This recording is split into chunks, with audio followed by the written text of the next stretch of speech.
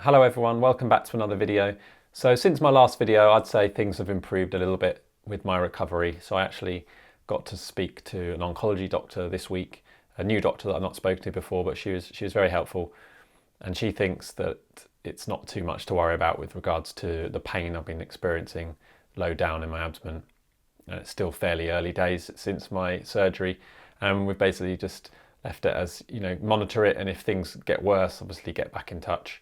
Or if things just stop progressing at all, then they'll look into it a bit further. But yeah, so I'm fairly happy about that. So stop my mind overthinking things a little bit. But now, anyway, the subject of this particular video. So a question that I've had quite a few times since my surgery is whether my symptoms with regards to my cancer have improved since getting my primary neuroendocrine tumour removed. So for those of you that don't know, in January of this year, I was diagnosed with neuroendocrine cancer. So I have, or had, should I say, a primary neuroendocrine tumour of my small intestines that had spread to my liver. So I had my primary neuroendocrine tumour removed 6 weeks ago, and now I'm left with some tumours in my liver. And have my symptoms improved at all? Resulting from having neuroendocrine tumours, I had a condition called Carcinoid Syndrome, which is basically caused by the neuroendocrine tumours releasing high levels of hormones, and in my case, serotonin. So the main symptom that I was experiencing was flushing, so flushing of my face and chest predominantly, but when I had bad flushes, I'd get flushing throughout my whole body. So it's quite an comfortable feeling and quite out of the ordinary, and it's what led me to initially seeking medical help. But the other symptom as well, or one of the other main symptoms that I was experiencing was a build-up of phlegm at the back of my throat. So from time to time, or quite a lot of the time, every swallow I was having to clear my throat, which, believe me, gets quite tiring after a while.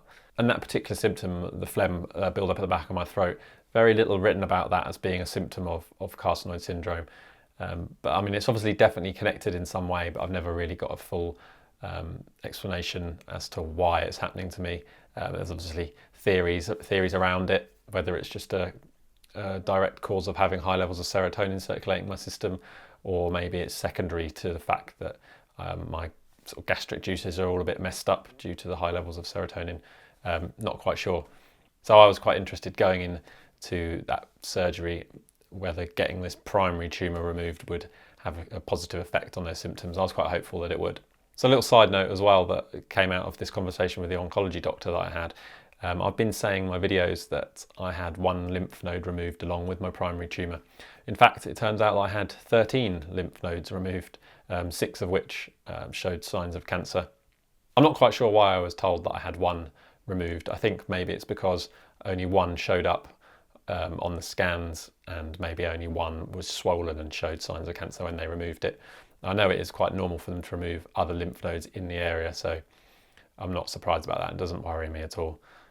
In fact, in a way, it's kind of comforting that they've removed any others nearby, so in the hope that it doesn't come back in the future. So how are my symptoms now? Am I still flushing since having that primary tumour removed? Yes, in a word, yes, I am still flushing. Is it better? Are my flushes better? I would say they are slightly better. I'm still flushing every day. However, I don't think the flushes are as intense as they were. In fact, they aren't as intense as they were. However, they do probably last a little bit longer. So they're lasting a bit longer, but less intense. So they're less uncomfortable, which is nice. At first, I was a little bit down because I didn't really see any improvement with the flushes. So it's taken a few weeks really for my body to settle down. In fact, when I was in hospital, so the days after having my primary tumour removed, I was flushing really badly. So I was getting some huge flushes, and I was thinking, why is this happening? I've just had what's meant to be the main culprit of this carcinoid syndrome removed. But yeah, things have improved over the weeks. But it's obviously going to be a case of getting my liver tumours removed to get rid of the flushing completely. So they're obviously still fighting the cause for the old carcinoid syndrome, but yeah, we'll get to them. We'll get to them soon. So as for the phlegm, so the phlegm has definitely improved, which is nice.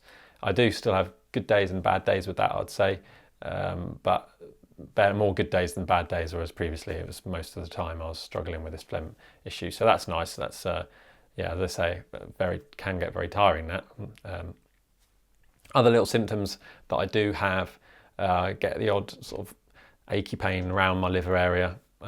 Not enough for it to require any painkillers or anything like that, but just so that I'm aware of it really. So something else I want to add with regards to symptoms as well. Having this primary tumour removed has made me realise that I was struggling a little bit with a few more things than I realised. And in terms of my digestion has improved, I'd say, since having this tumour removed. And you might remember that the surgeon said that I was close to having a complete blockage of my small intestine because of the size of the tumour. And for quite some time I've struggled with crampy feelings in my tummy or just some stomach aches a few hours after eating that I just put down to perhaps just eating the wrong thing and just having sensitive digestion. But it turns out there was something a little bit more serious going on, and yeah, having now a nice clean route through my intestines, it's made me realise that yeah, that tumour was causing me some problems there. So the next step is to obviously get rid of the tumours in my liver, and then hopefully I'll be clear of all tumours and that carcinoid syndrome will be completely behind me, and I won't have any more flushing and any issue with phlegm at the back of my throat. And yeah, we can move forward with things and I'll feel healthier than I have in a long time. So I have a phone call with the surgeon in the next few days, and that's where I'll find out whether they're going to do my liver resection in one surgery or 2 surgeries, and I'll share that information with you in the next video. So if you don't already, hit the subscribe button and tap the notification bell and you won't miss that next video. And if you like this video, hit the like button. Right now, you might be able to see the weather is lovely and I'm going to go out on another bike ride, which I've been really looking forward to. But anyway, catch you in the next video. Bye now.